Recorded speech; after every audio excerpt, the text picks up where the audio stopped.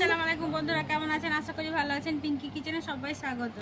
আজকে বানাবো টক দই লস্যি। তার জন্য টক দইটা ঢেলে নেব। গ্লাসের মধ্যে ঢেলে নিলাম। হ্যাঁ দাও। দেবো চিনি, 1 বাটি চিনি। 12 মিনিট দিয়েছি। দেবো বিট নুন,